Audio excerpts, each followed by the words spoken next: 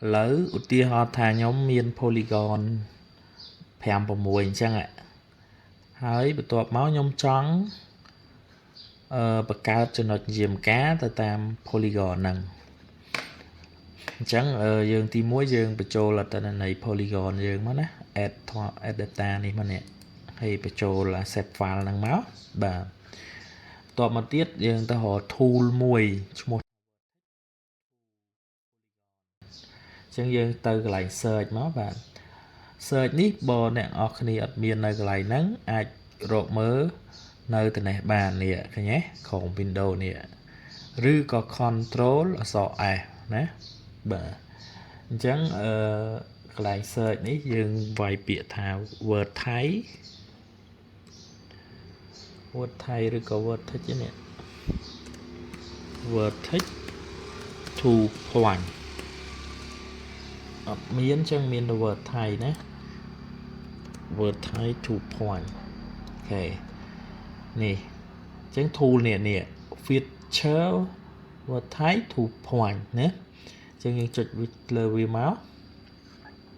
អញ្ចឹង tool ហ្នឹងវានឹងបង្កើតចំណុចយាមការនៅកន្លែងណាដែលវាមាន word Thai ហ្នឹងឬក៏កន្លែងណាដែលវាមាន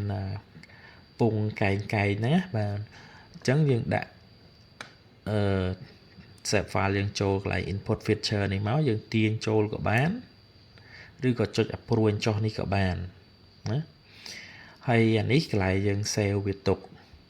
ឡើយខ្ញុំទៅ default សិនណាខ្ញុំទៅ default សិនហើយខ្ញុំ export វាវិញយើងចុច OK មកយើងមើលកន្លែងខាងក្រោមនេះមិនវា run ណាម្ដងនេះខាងស្ដាំនេះវា run អានេះវាលឿនវាចេញតែម្ដងណាអញ្ចឹងបន្ទាប់មកវាចេញនេះឃើញទេអញ្ចឹងយើងធ្វើអីទៀតឥឡូវយើងបានចំណុចយាមការហើយយើងចង់គណនាវាអញ្ចឹងយើងមកស្ដាំ open attribute នេះព័ត៌មានរបស់ទីតាំងហ្នឹងតែខ្ញុំចង់បង្កើតfield មួយទៀត x y អញ្ចឹងខ្ញុំក្នុង attribute table ខ្ញុំចុចកន្លែងនេះញ៉ាព្រួយនឹងមកហើយ add field ហើយខ្ញុំយក x យកលេខគត់ short integer long integer អានេះចំនួនវាច្រើនខ្ទង់ខ្ញុំអូខេមួយហើយខ្ញុំបង្កើតមួយទៀត field មួយទៀតដដែលចុច add field ដដែលហើយយក y ហើយយក long integer ដដែលហើយអូខេអ្នកនរគ្នាអាចឆ្ងល់ថាហេតុអីបានវាចេញព័ត៌មាននេះតារាងនេះអានេះ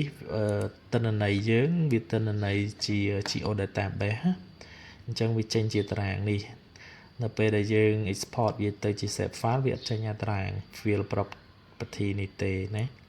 ញ៉ាអូខេមកបាទអញ្ចឹងដើម្បីគណនា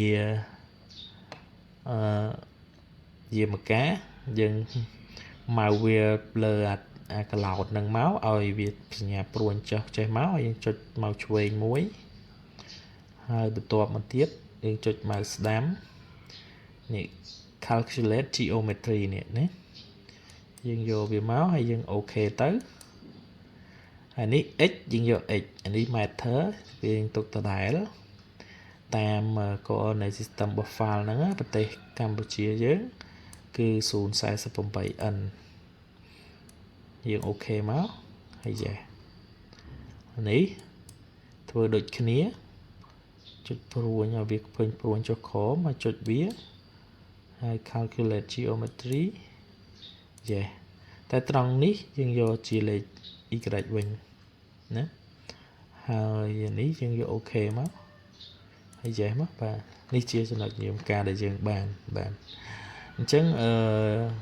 វានៅជា geodatabase ខ្ញុំគ្រាន់តែ export វារក្សាទុកទៅបានដើម្បីរក្សាទុកឬក៏ export ទិន្នន័យនេះយើងមកស្ដាំ